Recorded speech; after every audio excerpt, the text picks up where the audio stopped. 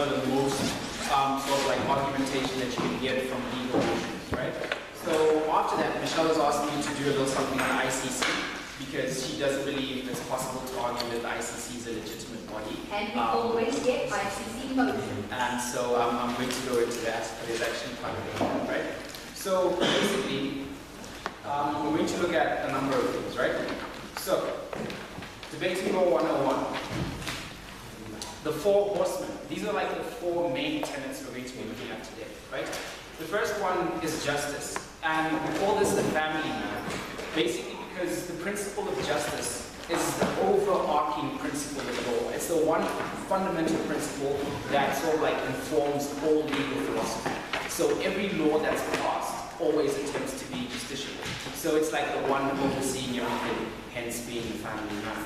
Then you have criminal liability.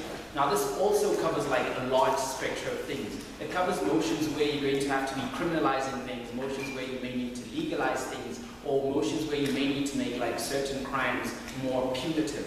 So that's always going to go under there. We call it the ladies' man because it's the one area of law that purports to sort of like represent everyone, but doesn't really represent anyone adequately, right? So it's sort of like shared amongst so many people, but doesn't really give itself wholly to one person.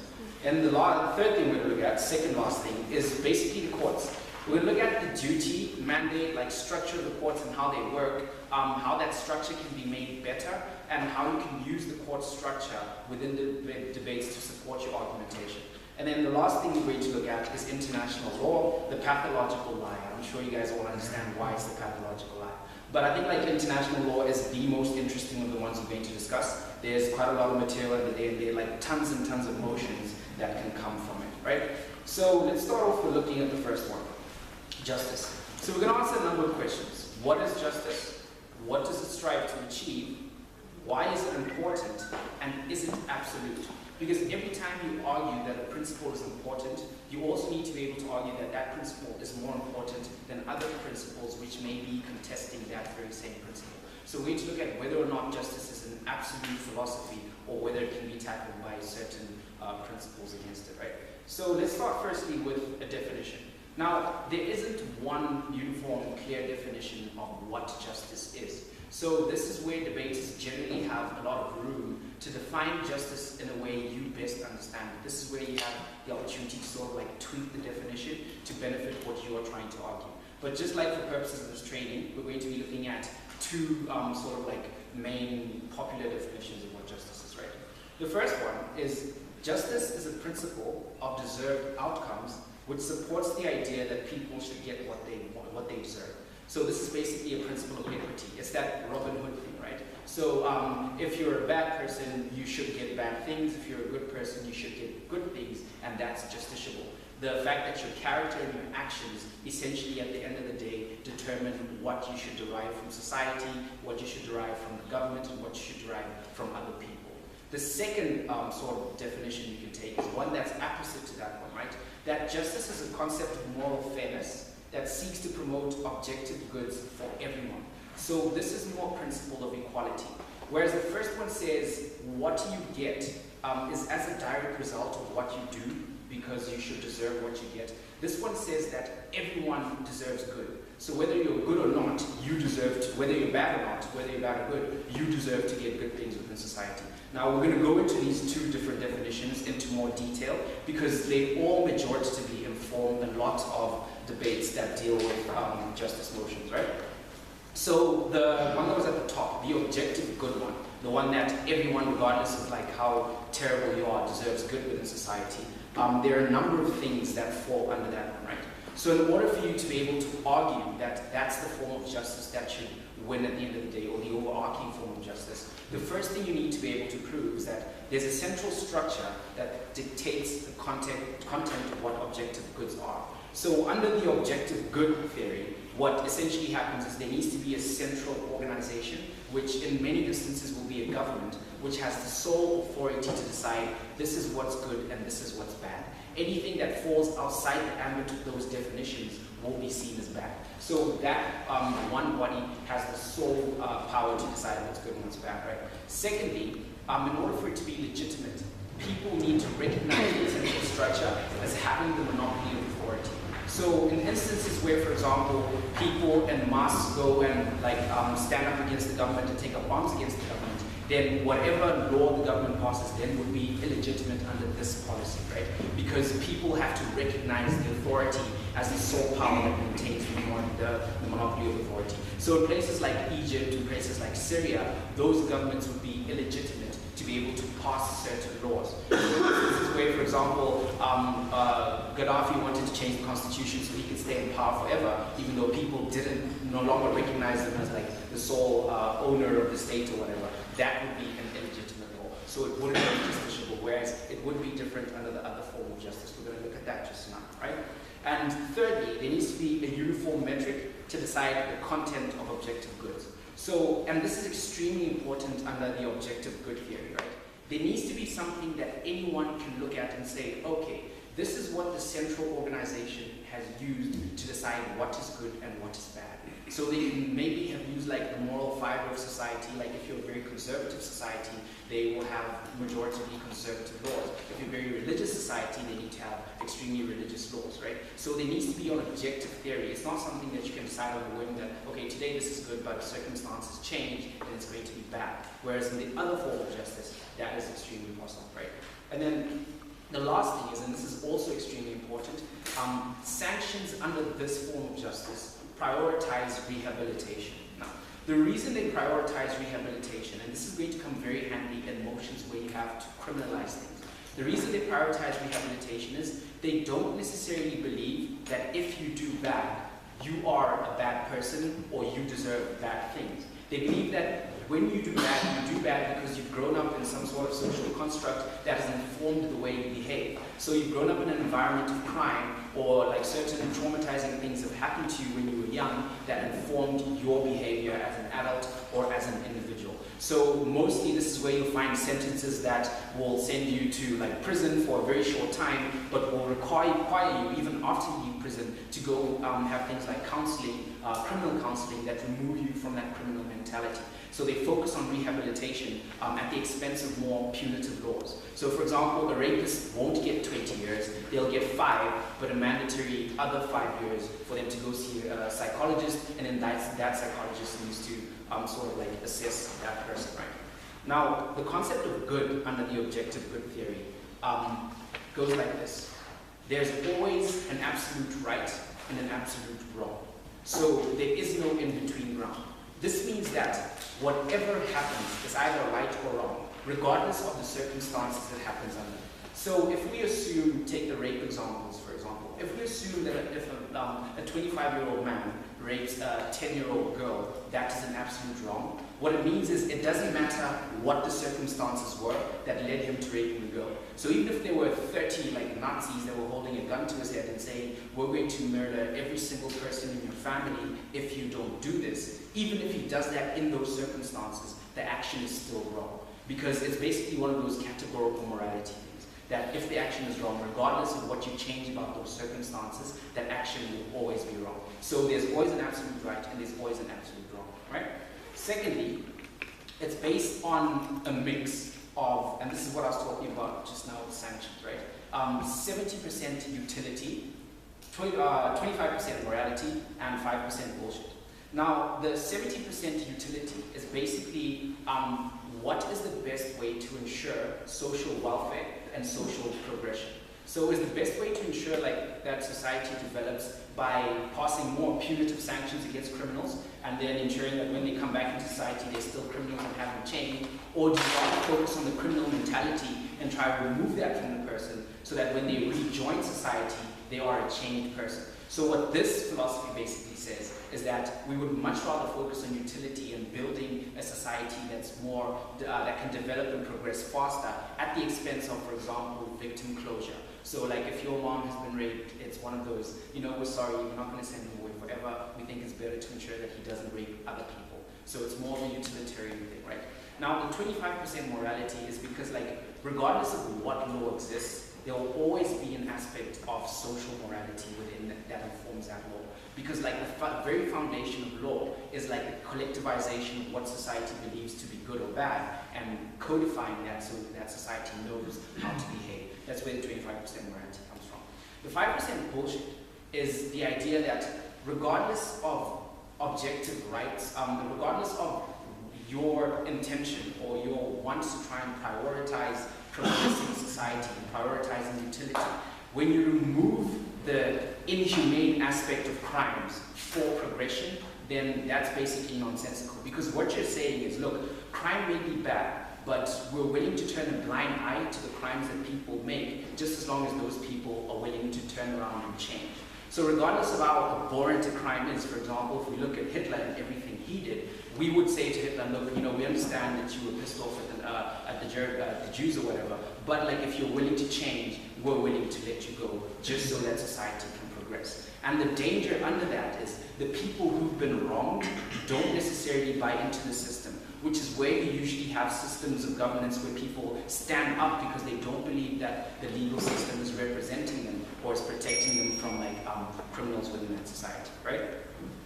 So there are three major contributors to decide whether something is objectively good or objectively bad. We had just said that the government decides what's good and what's bad. There are three things they look at, right? They look at empirical evidence, universal application, and homogeneous intuition.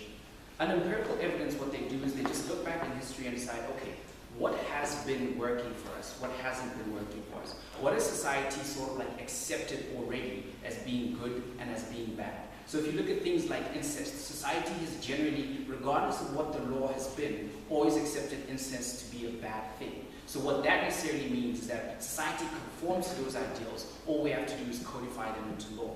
Second thing they do is look at whether or not that thing is universally applicable without causing all these terrible consequences. So the question is, if everyone in the state did that thing, could the state still be able to function? So if everyone in the state went around raping people, could the state be able to function? If everyone in the state was stealing from each other, could the state be able to function? If the answer to those questions is no, then what that means is that sort of policy is something that should be outlawed because it can't exist in a universal application kind of way. And then homogeneous intuition, this is more of like an ethereal thing.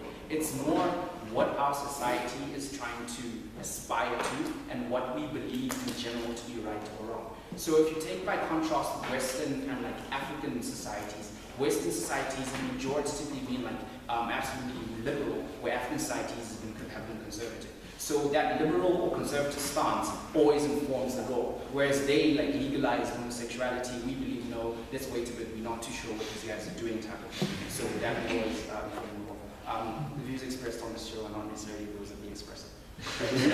So let's look at the second form of morality. This was like the objective good theory. Let's look at the other form that's sort of like opposite, right? It's deserved outcome.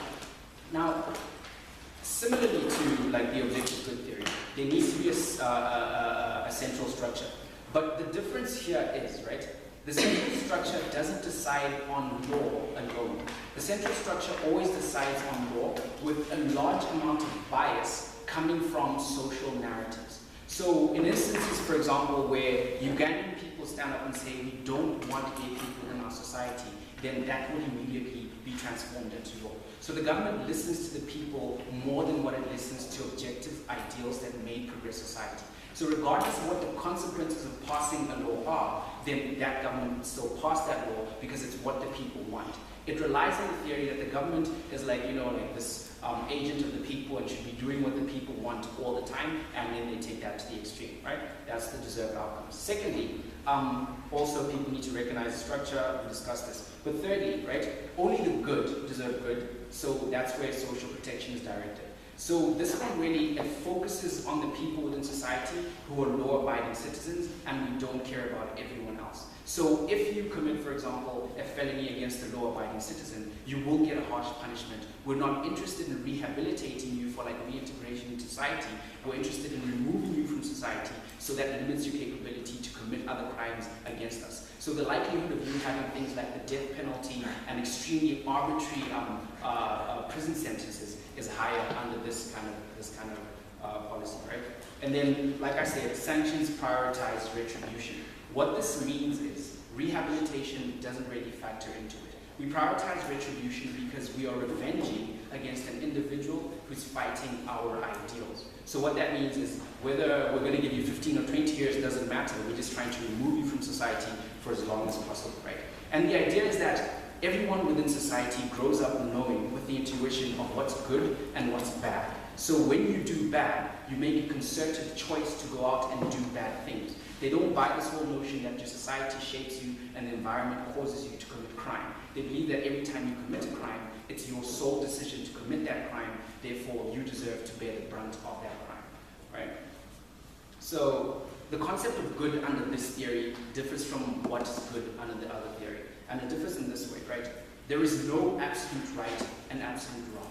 It's an extremely subjective context because when you change the circumstances under which a crime occurred, then it becomes easier to understand why that person committed that crime.